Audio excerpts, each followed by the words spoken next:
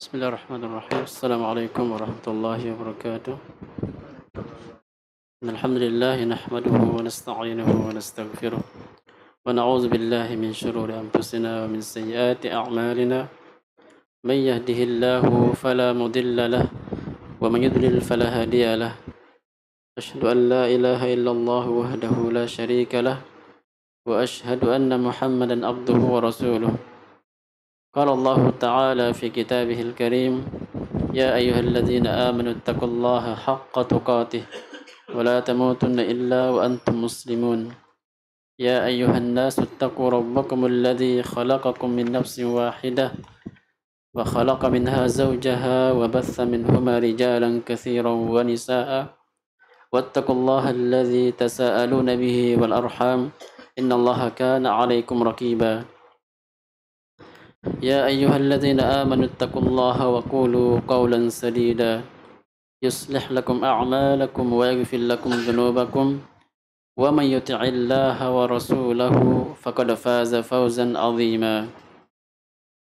أما بعد فإن أصدق الحديث كتاب الله وخير الهدي هدي محمد صلى الله عليه وسلم وشر الأمور محدثاتها فإن كل محدثة بدعة وكل بدعة ضلالة وكل ضلالة في النار. Alhamdulillah, kita senantiasa memuji Allah Azza wa Jalla atas taufik dan hidayahnya. Allah masih memberikan kepada kita kemudahan dan kelapangan di mana kita dimudahkan beribadah kepada Allah Azza wa Jalla dan belajar ilmu agama yang merupakan kewajiban setiap muslim dan muslimah. Bahkan belajar ilmu agama ini adalah kewajiban setiap insan, kewajiban seluruh manusia, yaitu berilmu tentang agama Islam dan beramal dan berdakwah dan sabar terhadap apa yang terjadi dalam atau gangguan yang terjadi dalam belajar tersebut. Kalau kita jauh dari belajar, maka kita akan terancam dengan kerugian dan kesengsaraan. Dalam surat Al-Asr yang kita hafal semua, Allah mengatakan wal asr. Demi masa innal insana lafi khusrin, sesungguhnya manusia dalam keadaan merugi. Merugi dalam keadaan binasa, tersesat jalannya. Illa allazina amanu, kecuali orang-orang yang beriman. Dan iman ini tidak akan dapat kita raih kecuali dengan belajar. Karena dalam belajar menuntut ilmu agama kita akan mengenal Allah, kita beriman dengan Allah Azza wa Jalla. Kita mengenal Nabi Muhammad SAW, kita akan mengenal agama Islam dengan benar dengan belajar. Kalau kita jauh dari belajar, maka tidak kita mengetahui kewajiban kita selaku muslim. Di dalam surat Al-Asr, innal insana lafi khusrin, sesungguhnya manusia dalam kerugian. Baik orang kafir atau muslim, maka masuk dalam kata al-insan, manusia.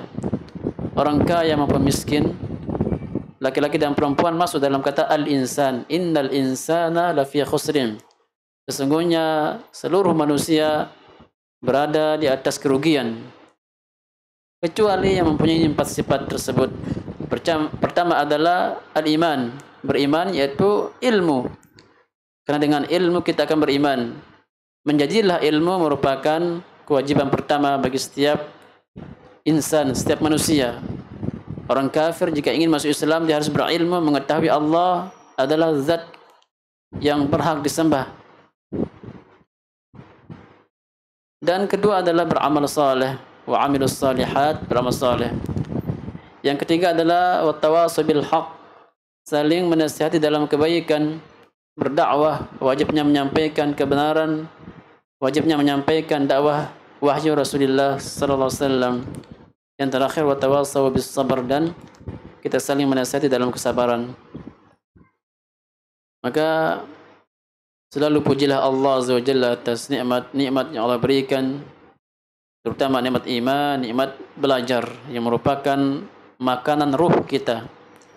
Bahwasanya ruh kita ini membutuhkan santapan sebagaimana badan kita, jasad kita membutuhkan makanan dan minuman yang kita makan setiap hari. Demikian ruh kita ini butuh makanan dan minuman. Maka makanan ruh kita ini adalah zikrullah, berzikir kepada Allah Azza wa Jalla. Al-Imam Ibnu Qayyim Al-Jauziyah menyebutkan bahwasanya makanan jasad kita adalah apa-apa yang tumbuh dari tanah. Karena memang asal jasad kita ini adalah tanah.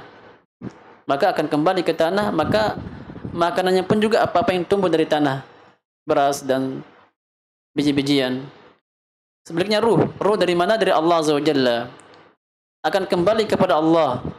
Maka makanannya pun juga dari atas langit, dari Allah Azza wa Jalla, berupa Al-Quran, wahyu, dan berzikir kepada Allah Azza wa Jalla. Maka ilmu ini kita sedang memberikan asupan bagi ruh kita agar kita jauh dari ungkapan bangkai yang berjalan. Karena jika seorang jauh dari ilmu, maka hatinya akan mati. Orang kafir adalah hatinya mati, walaupun jasadnya hidup. Sehingga mereka dikatakan bangkai yang berjalan. Nauzubillah. Kita selaku muslim tentunya menjauh dari jalan tersebut. Kita hendak hidup dunia ini sebagaimana kita hendak hidup di akhirat nantinya dengan kenikmatan, dan jasad kita akan mendapatkan kenikmatan juga.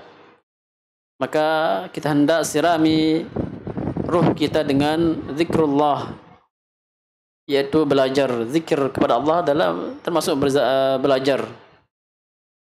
Dalam hadis bahwasanya majlis ilmu merupakan taman-taman surga. Rasulullah mengatakan, iza marartum biriyadil jannah farta'u, jika kalian melewati taman-taman surga maka irta'u, mampirlah, berteduhlah. Maka para sahabat bertanya, wa ma hiya riyadul jannah, apa itu taman-taman surga?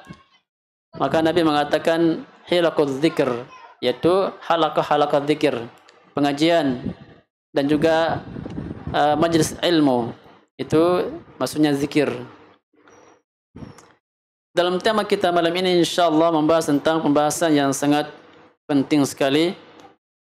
Pembahasan ini adalah pembahasan penting sekali dan termasuk pembahasan yang berat. Maka kita sepenuhnya kembalikan kepada para ulama kita, yaitu tentang berhukum dengan selain hukum Allah Azza wa Jalla. Kita akan sampaikan nantinya wajibnya berhukum dengan hukum Allah Azza wa Jalla. Maka timbullah ketika kewajiban tersebut tidak dilakukan, apa hukum bagi mereka yang tidak berhukum dengan hukum Allah Azza wa Jalla. Pembahasan ini sensitif dan pembahasan penting. Karena jika seorang berlebihan atau ekstrim memahami masalah ini, akan jatuh kepada pemahaman khawarij, akan mudah mengkafirkan orang lain.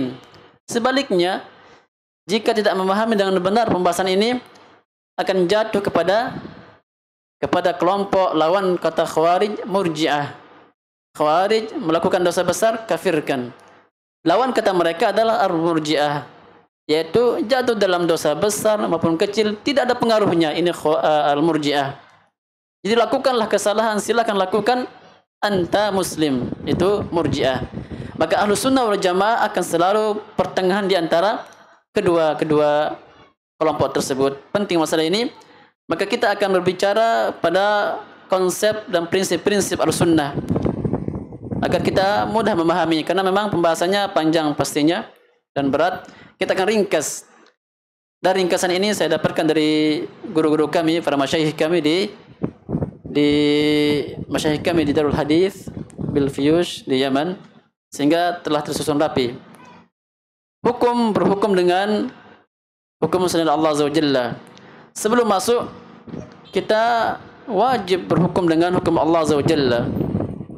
Dan kita wajib berhukum dengan hukumnya Nabi kita Muhammad. Bahkan barang siapa yang berkeyakinan bahwasanya selain petunjuk Nabi itu lebih sempurna dengan hukum selain dan hukum Nabi. Saya ulangi, barang siapa yang meyakini bahwasanya selain petunjuk Nabi lebih sempurna daripada petunjuk Nabi, atau mungkin lebih bagus, petunjuk orang lain lebih bagus daripada petunjuk Nabi, maka ini hukumnya kafir. Makanya dalam kitab Nawaqid al-Islam, pengarang Syekh Muhammad At-Tamimi juga dalam kitab ini, ya kita baca kitab Usul Tsalatsah, pengarangnya Syekh Muhammad At-Tamimi. Beliau mempunyai kitab juga namanya Nawaqidul Islam, pembatal-pembatal keislaman. Beliau sebutkan ada 10 pembatal yang sering dilanggar dan penting. Maka di antara pembatal Islam yang keempat yang beliau tulis adalah man ya'taqada anna ghayra hadiyyin nabiy sallallahu alaihi wasallam akmal min hadiyih. Barang siapa yang berkeyakinan bahwasanya selain petunjuk Nabi, banyak enggak orang yang melakukan agama Islam ini tapi memakai petunjuk selain petunjuk Nabi? Alangkah banyaknya. Bahkan hadis iftirakul ummah, terpecahnya umat menjadi 73 golongan, yang satu masuk surga, yang 72 golongan masuk neraka. Itu apa sebabnya? Karena menyimpang dari petunjuk Nabi Muhammad SAW. Berarti banyak. Jadi barang siapa yang meyakini bahwasanya selain petunjuk Nabi itu lebih sempurna, lebih bagus, lebih baik daripada petunjuk Nabi, maka dia kafir. Maka beliau memberikan contoh seperti kalladzi yufaddil hukm at-tawaghit ala hukmihi, sebagaimana orang mengedepankan, mengutamakan berhukum dengan hukum tawagut daripada hukum Nabi kita Muhammad SAW, maka ini hukumnya kafir. Karena kita wajib berhukum dengan hukum Allah Azza wa Jalla. Karena hukum Allah adalah hukum yang paling benar, yang paling sempurna dan yang paling baik. Allah mengatakan dalam surat Al-Maidah, "Wa man ahsanu minallahi hukman liqaumin yuqinun." Maka adakah hukum yang lebih baik daripada hukum Allah? Wa man ahsanu minallahi hukman liqaumin yuqinun. Maka hukum Allah adalah hukum yang paling baik bagi kaum yang beriman dan bertakwa. Dalam surat Al-Ahzab Allah mengatakan, "Wa ma kana lil mu'minin wala mu'minatin," tidak layak, tidak pantas, tidak boleh bagi setiap mukmin dan mukminah, idza qadallahu wa rasuluhu amran, jika Allah dan Rasulnya memutuskan sebuah perkara, ayyakuna lahumul khiyarah, mereka memiliki pilihan lain, min amrihim, tidak pantas bagi setiap mukmin laki-laki dan mukminah, kaum mukminin, orang beriman dari kaum wanita, untuk memilih hukum lain setelah Allah putuskan, setelah Nabi Muhammad putuskan sebuah hukum. Mereka mencari hukum lain, tidak layak, tidak boleh. Wa man ya'sillaha wa rasulahu, maka barang siapa yang memaksiati Allah dan Rasulnya, faqad dhalla dhalalan mubina, maka dia tersesat jalannya. Artinya, jika dia memilih hukuman, dia memilih petunjuk dan hukum selain hukum Allah dan Rasulnya, maka dia telah bermaksiat dan dia telah sesat jalannya. Itu akibat seorang yang menggunakan petunjuk selain petunjuk Nabi kita Muhammad sallallahu alaihi wasallam. Lalu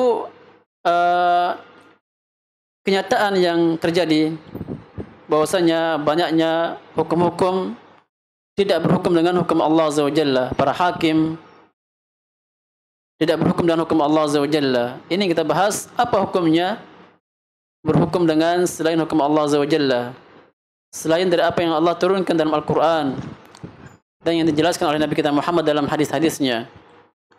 Ada beberapa perincian yang perlu kita cermati. Pertama, ada 3 poin yang harus kita hafalkan dan pahami agar kita mudah memahami. Yang pertama adalah ajma'al ulama minas salaf wal mufassirin Para ulama dari kalangan ulama salaf dan ahli tafsir ijma' sepakat. Ijma' merupakan salah satu dalil agama Islam. Kita tahu bahwasanya agama Islam tegak di atas 3 dalil. Pertama Al-Quran, yang kedua hadis yang sahih, yang ketiga ijma'. Artinya jika setelah terjadi kesepakatan para ulama maka itu kebenaran. Karena Rasulullah mengatakan dalam hadis yang sahih, "Innallaha la yajma'u ummati ala dhalalah." Sesungguhnya Allah tidak akan mengumpulkan umatku di atas kesesatan. Artinya sebaliknya, jikalau mereka setelah sepakat pada suatu hukum halal atau haram, maka itu kebenaran. Karena tidak mungkin ulama Islam akan sepakat di atas kesesatan. Di sini adalah ijma'. Para ulama dari kalangan salaf, dari kalangan ahli tafsir bersepakat bahwasanya adamu al-amal bi zahiri hadzal ayah. Sepakat tidak mengamalkan apa nampak daripada ayat ini. Maksudnya zahir ayat. Tidak mengamalkan zahir ayat. Itu firman Allah Azza wa Jalla dalam surat Al-Maidah, "Wa man lam yahkum bima anzalallah fa ulaika humul kafirun." Wa man lam yahkum, barang siapa yang tidak berhukum bima anzalallah, dengan apa yang Allah telah turunkan, faulaika humul kafirun, maka mereka lah orang kafir. Ini ayat tekstualnya, zahirnya nampaknya bahwasanya Allah mengkafirkan orang-orang yang berhukum dengan selain hukum Allah. Kita ulangi, wa man lam yahkum bima anzalallah, barang siapa yang tidak berhukum dengan apa yang Allah turunkan dalam Al-Qur'an, faulaika humul kafirun, maka mereka orang-orang kafir. Maka ayat ini nampaknya adalah kafir setiap orang yang berhukum dengan selain hukum Allah Azza wa Jalla. Maka ijma' para ulama tidak diamalkan secara zahir ayat. Ini pentingnya kita bermanhaj salaf. Pentingnya kita menggunakan pemahaman Al-Quran dan penafsiran dengan pemahaman sahabat. Bahwasanya kaidah ini menyelisihi umumnya kaidah dalil. Ahlussunnah wal Jamaah, mereka punya kaidah mengamalkan hadis dan ayat pada zahirnya. Itu kaidah umum. Ulang lagi, kaidah umumnya Ahlussunnah wal Jamaah mengamalkan apa nampak daripada makna tersebut. Dalil mengatakan A, kita katakan A. Demikian. Jadi kaidahnya adalah mengamalkan zahir ayat, zahir dalil itu pada asalnya. Makanya ketika Allah mengatakan Ar-Rahmanu 'ala al-'arsy istawa, Allah bersemayam di atas arsy, katakan Allah bersemayam. Jangan ditakwil, jangan dinafikan. Ketika Allah mengatakan bal yadahu mabsutatan, bahkan tangan Allah kedua-duanya terbentang, katakan Allah punya tangan. Jangan ditakwil. Nampaknya Allah punya tangan dengan ayat tersebut. Jangan ditakwil. Ini zahir ayat namanya. Allah menyebutkan tangan dalam ayatnya, tetapkan tangan. Itu asal kaidah, tetapkan seperti yang nampak dalam ayat tersebut. Maka dalam ayat ini sebaliknya, ulama ijma' sepakat tidak mengamalkan daripada zahir ayat itu. Sebaliknya berarti barang siapa yang mengamalkan zahir ayat, maka dia akan berjalan di atas kaidahnya kelompok Khawarij. Barang siapa yang mengamalkan ayat ini dengan zahirnya, maka dia mengambil manhajnya Khawarij yang mengkafirkan para pelaku dosa besar, yang mudah mengkafirkan kaum muslimin. Berarti ini adalah pentingnya kita berpemahaman menafsirkan ayat dengan pemahaman sahabat. Soalnya kita akan sampaikan para sahabat yang memahami ayat tersebut. Berkata Al-Imam Al-Qurtubi dalam tafsirnya, Al-Qurtubi dalam jilid yang ke-6 halaman 190. Al-Qurtubi mengatakan, ulama tafsir yang terkenal, beliau mengatakan, qauluhu ta'ala, firman Allah, wa man lam yahkum bima anzalallah fa ulaika humul kafirun. Barang siapa yang tidak berhukum dengan apa yang Allah turunkan, maka mereka orang-orang kafir. Dalam ayat lain, fa ulaika humuz zalimun. Mereka orang-orang yang zalim. Dalam ayat lain juga, al-fasikun, mereka orang-orang fasik. Berarti ayat ini ada 3 tempat, ada 3 lafaz pada satu surat. Saya bacakan dalam surat Al-Maidah ayat yang ke-44. Allah mengatakan, "Wa man lam yahkum bima anzalallah fa ulaika humul kafirun." Lafaznya kafir. Barang siapa yang berhukum dengan selain hukum Allah, maka dia kafir. Ini lafaznya kafir pada ayat 44 surat Al-Maidah. Pada ayat ke-48 dari surat Al-Maidah Allah mengatakan, "Wa man lam yahkum bima anzalallah faulaika humul adh-dhalimun." Lafaznya zalim di sini. Barang siapa yang berhukum barang siapa yang tidak berhukum dengan apa yang Allah turunkan, maka mereka zalim. Ini pada ayat yang ke-45. Dalam ayat yang ke-47 dalam surat Al-Maidah juga Allah mengatakan, "Wa man lam yahkum bima anzalallah faulaika humul fasikun." Barang siapa yang tidak berhukum dengan apa yang Allah turunkan, maka dia fasik. Tiga lafaz dengan makna yang sama, akan tapi lafaznya beda akhirnya. Maka zalim, mereka fasik, mereka kafir. Maka kata Imam Al-Qurtubi ahli tafsir, nazalat kulluha fil kuffar. Maka semuanya ayat tersebut turun kepada orang kafir.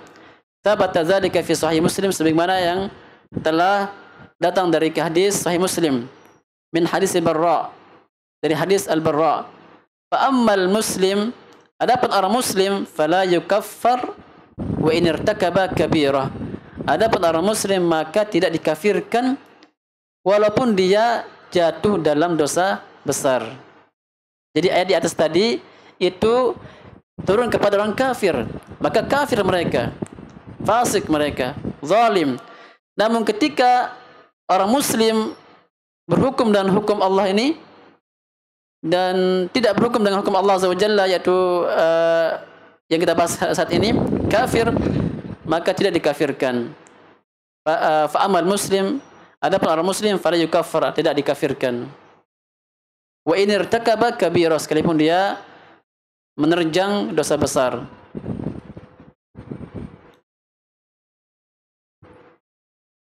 Dan juga yang menguatkan tafsir Al-Qurtubi ini juga sahabat mulia Abdullah bin Abbas.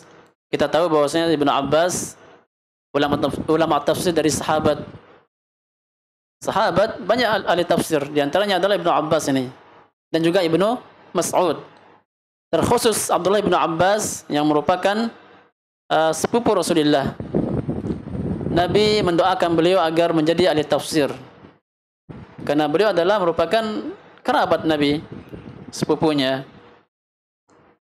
Maka Nabi berdoa kepada Allah Azza wa Jalla untuk Ibnu Abbas dan mengatakan, Allahumma faqihu fid din wa 'allimhu ta'wil. Ya Allah, faqihkan, fahamkan Ibnu Abbas ini terhadap agama Islam, wa 'allimhu ta'wil, dan ajarkan dia tafsir. Maka benar doa Nabi terkabulkan. Menjadilah dia ahli tafsir, Abdullah bin Abbas.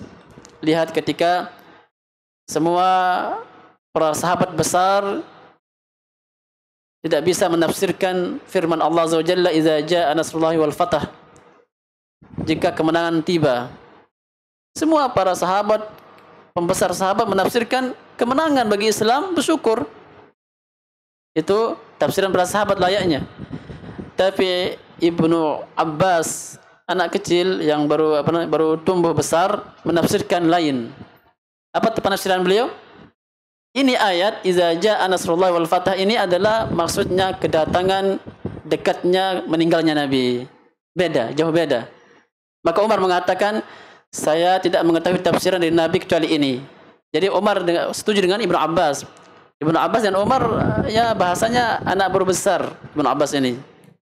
Jadi tafsir dia mengalahkan semua para sahabat yang ada, dan penafsiran Ibnu Abbas yang benar.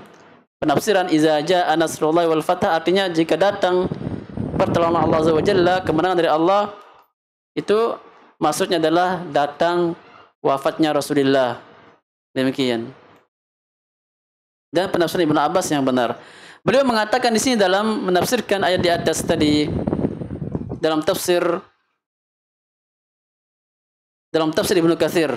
Kita nukilkan dari tafsir Ibnu Katsir, jilid yang ketiga halaman 120.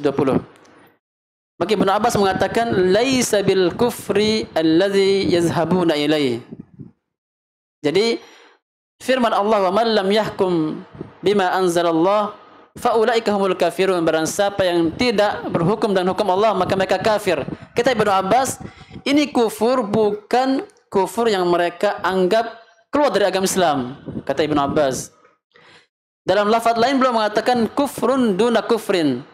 Kufur akan tapi bukan kufur besar yang dapat mengeluarkan seorang dari agama Islam. Itu penafsiran Ibnu Abbas dalam kitab Ibnu Katsir. Dan dua athar dari sahabat ini disahihkan oleh Asy-Syaikh Al-Albani rahimallahu taala dalam kitabnya As-Sahihah, menunjukkan bahwasanya penafsiran Ibnu Abbas ini sahih. Lihat perkataan Syekhul Islam Ibnu Taimiyah dalam kitabnya Majmu' Al-Fatawa dalam jilid yang ketiga halaman 268. Syekhul Islam Ibnu Taimiyah mengatakan, mengomentari ayat di atas, ai huwal mustahil lil hukmi bi ghairi ma anzalallah. Jadi maksud firman Allah Azza wa Jalla, barang siapa yang tidak berhukum dengan apa yang Allah turunkan maka dia kafir. Maksudnya mereka yang menghalalkan, itu maksudnya. Kalau menghalalkan maksudnya boleh kita berhukum dengan selain hukum Allah. Ini menghalalkan, dia yang kafir. Adapun orang tidak menghalalkan tidak kafir. Makanya kita akan sampaikan perincian di bawah nanti insyaallah. Wasuila Imam Ahmad rahimallahu taala, dan Imam Ahmad ditanya tentang kufur yang disebutkan dalam ayat di atas tadi. Maka beliau mengatakan kufrun la yunqal anil iman, atau la yanqul anil iman. Kufur dalam ayat di atas bukan kufur yang memindahkan seorang dari keimanan. Bukan murtad maksudnya. Bukan keluar dari agama Islam. Mislul iman ba'duhu duna ba'din, seperti iman, ada iman yang sifatnya wajib, ada iman yang jika dilanggar, ditinggalkan, keluar dari agama Islam. Jadi ada tingkatannya. Keimanan dan juga kekufuran ada tingkatannya. Fakadzalikal kufru, dan juga demikian kufur. Sekarang iman kepada Allah wajib. Ditinggalkan iman kepada Allah, apa jadinya? Kafir. Demikian. Sama dengan kufur. Kufur ini melakukan kesyirikan, keluar dari agama Islam. Ada kufur-kufur yang tidak mengeluarkan dari Islam misalnya. Sama dengan kesyirikan juga. Ini maksudnya ada iman yang tingkatnya tinggi, ada iman tingkatannya rendah. Makanya kita tahu bahwasanya iman banyak cabangnya. Berapa? Sab'un al-iman bid'un wa sab'un syu'bah. Iman itu mempunyai 75 lebih cabang iman. Paling tinggi kalimat la ilaha illallah, paling rendah menyingkirkan gangguan dari jalan. Itu iman banyak sekali. Maka ada yang sifatnya pokok-pokok iman seperti beriman kepada Allah, rukun iman yang 6. Iman kepada hari kiamat, iman kepada hari akhir. Ini kalau diingkari kafir orang.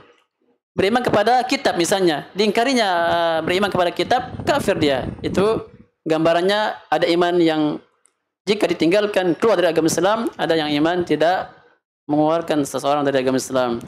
Maka kata Imam Ahmad di sini ditanya, kufrun la yanqul anil iman. Itu memang kufur akan tapi tidak memalingkan seseorang dari kekufuran, keluar dari agama Islam. Mislul iman ba'duhu duna ba'd. Fakadzalikal kufru hatta yaji'a min dzalika amrun la yakhtalif fihi. Sampai datang perkara tidak ada perselisihan di dalamnya. Dalam kitab Majmu' Fatawa dan kitab As-Sahihah Asy-Syaikh Al-Albani. Ini poin yang pertama ya. Jadi kita kesimpulkan bahwasanya ulama tafsir dan ulama salaf sepakat tidak mengamalkan tekstual ayat di atas. Yang kedua, poin kedua adalah at-tahakkum ila syar'illah fa hadza fardun wajib. Berhukum dengan hukum Allah hukumnya wajib. Ini wajib hukumnya. Berhukum dan hukum Allah wajib hukumnya. Dan juga mencari hukum, hukumnya wajib. Berarti jika kita berpaling dari hukum Allah, berpaling untuk menggunakan hukum Allah, maka ini yang jadi pembahasan kita, bisa kafir, bisa tidak.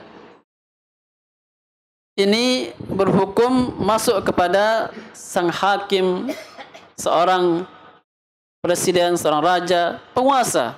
Sang hakim yang dijadikan pemutus hukum, para qadi, para hukum, ini juga termasuk di sini. Wajib para qadi, para hakim, para mahkamah wajib berhukum dengan hukum Allah Azza wa Jalla, hukumnya wajib. Jika tidak maka berdosa. Dan juga kita yang mungkin umat Nabi Muhammad, mungkin kita berselisih satu sama lain suatu hukum, kita yang berselisih 2 orang ini, 3 orang wajib kembali kepada hukum Allah Ta'ala. Sebagai contoh misalnya, kita menerapkan hukum Allah Ta'ala. Kita berselisih dalam masalah fikih misalnya. Apakah kita masalah fikih yang khilaf apa? Masalah misalnya jahar dalam masalah bismillah misalnya. Ada ulama mengatakan baca selalu.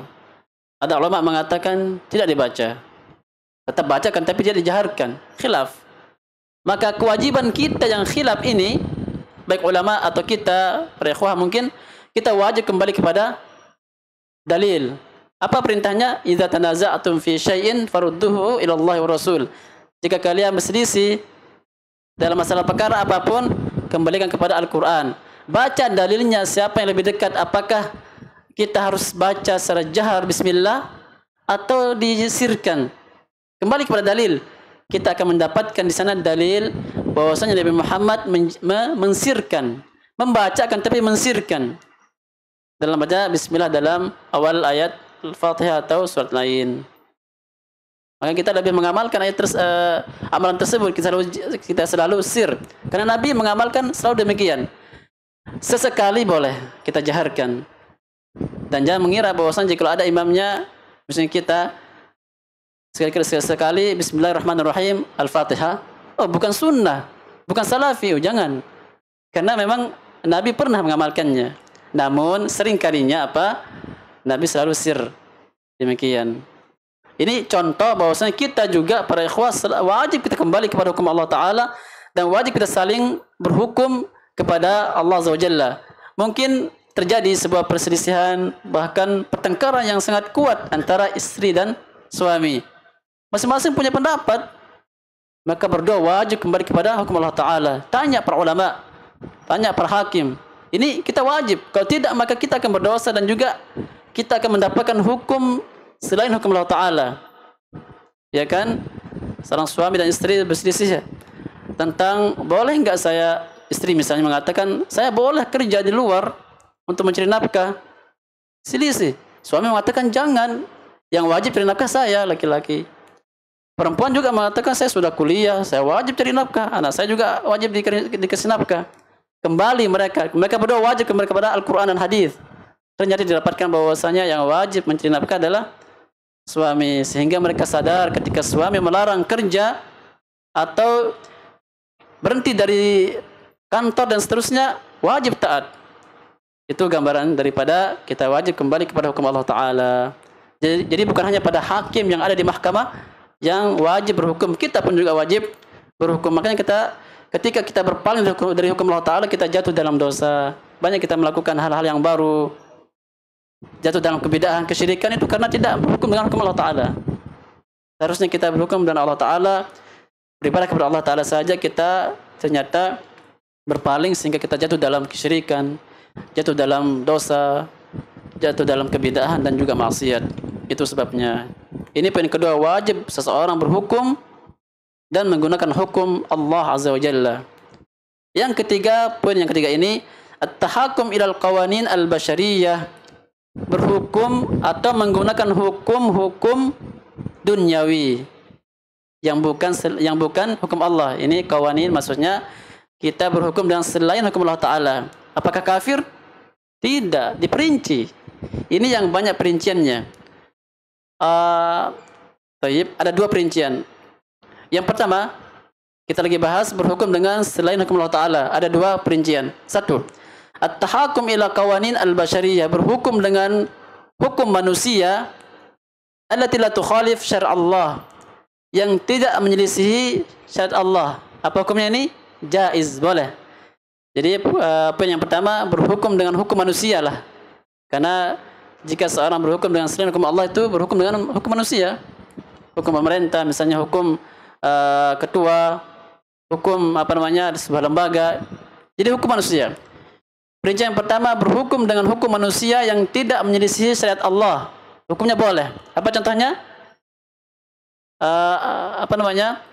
aparat membuat lampu merah misalnya. Ini hukum mereka. Mereka yang buat. Tidak ada dalam Al-Quran. Boleh? Boleh. Jadi kita taati. Kita harus taati lampu lalu lintas ini, isyarat ini. Dan itu banyak manfaatnya. Coba siapa yang berani menerobos lampu merah sekarang? Fatal akibatnya. Berarti wajib kita kembali kepada hukum yang sifatnya tidak menyelisihi hukum Allah. Ini akidah Ahlussunnah wal Jamaah, Masya Allah. Mereka mentaati hukum pemerintah kita. Apalagi lampu merah adalah sebuah keselamatan kita bersama. Suatu hari pernah saya dari sana, lumayan ngebut karena juga sedikit bisa dikejar lah dalam sangkaan anak pribadi. Ternyata langsung menerobos orang dari sebelah kiri, paksa mundur. Itu maksudnya apa? Bahaya, kita akan langgar lampu merah tersebut. Bahaya sekali. Jangan coba-coba. Dari situ tidak berani sudah. Itu hukum yang tidak menyelisih syariat Islam, kita wajib taati pemerintah kita di sana. Yang kedua, ini perincian yang kedua, at-tahakkum ilal qawanin al-bashariyah allati tukhalif syara' Allah. Ini kedua lawan yang pertama tadi. Berhukum dengan hukum manusia, akan tapi hukum manusia berselisih, melanggar hukum Allah. Ini yang banyak perinciannya. Ada sekitar 6 perincian. Kita harap catat dan cermati. Berhukum dengan hukuman manusia, akan tapi hukuman manusia ini berselisih, berseberangan dengan hukum Allah. Kita cepat insyaallah. 1, jika mengingkari syariat Allah, maka ini kufur. Mengingkari hukum Allah, kufur. Yang kedua, seorang hakim berkeyakinan bahwasanya boleh berhukum dengan hukum selain Allah. Ini juga kafir. Ini dimaksud dengan menghalalkan. Boleh, berarti menghalalkan. Ini kufur hukumnya. Membolehkan atau mengingkari hukumnya kafir. Yang ketiga, dia menganggap sama hukum Allah dengan hukum manusia. Ini juga kafir. Tidak boleh. Hukum Allah adalah yang benar. Yang ketiga, meyakini hukum Allah tidak pantas, tidak layak bagi hamba. Nah, ini kufur. Lebih bahaya lagi. Yang kelima, mengutamakan hukum selain Allah daripada hukum Allah. Ini juga kafir. Tidak boleh seorang mengedepankan hukum selain Allah dan hukum Allah. Yang terakhir, berhukum dengan hawa nafsu. Dia menggunakan hukum selain Allah kan tapi dengan nafsunya. Karena takut. Dia mengedepankan hawa nafsu. Maka ini tidak kafir. Sekarang kalau kita terapkan yang 6 ini kepada pemerintah kita, presiden kita, masuk mana mereka? Apakah mereka mengingkari hukum Allah? Tanya mereka. Apakah mereka menganggap bahwasanya hukum mereka lebih baik daripada hukum Allah? Tanya mereka, pastikan. Agar kita bisa mengkafirkan mereka atau tidak. Jangan cuma kira-kira kafirkan, bahaya. Makanya kelompok Khawarij, mereka di sini letak kesalahan mereka. Melihat hukum selain Allah, dikafirkannya. Maka yang kita lihat bahwasanya pemerintah kita adalah butuh bimbingan, butuh ilmu, butuh dijelaskan dakwah bahwasanya wajibnya berhukum dengan hukum Allah. Sampaikan hujah, sampaikan dakwah. Dan kita sudah sampai belum? Sudah sampai dakwah kepada mereka? Makanya untuk mengkafirkan mereka ini berat, butuh rute yang kita harus tempuh. Kita belum sampaikan dakwah, kita belum sampaikan hujah mungkin. Untuk memastikan mereka mengingkari atau tidak ini belum kita pastikan. Sehingga kita lebih baik tinggalkan untuk mengkafirkan mereka. Karena kita belum pastikan. Jadi itu lebih selamat agar kita jauh dari pemahaman Khawarij yang suka mengkafirkan negara dan juga pemerintah dan orang berbuat dosa. Sebaliknya jangan menyangka bahwasanya boleh kita berhukum dengan hukum selain Allah. Jangan, kita akan jatuh dalam kelompok Murji'ah. Insyaallah bisa dipahami insyaallah. Jadi intinya kalau seorang berhukum dengan selain hukum Allah karena hawa nafsu dan dia masih meyakini bahwasanya hukum Allah wajib, maka tidak kafir. Aqulu qawli hadza wa astaghfirullah li wa lakum wa li sa'iril muslimin min kulli dhanbin innahu huwal ghafurur rahim. Wa akhiru da'wana anil hamdulillahi rabbil alamin. Assalamualaikum warahmatullahi wabarakatuh.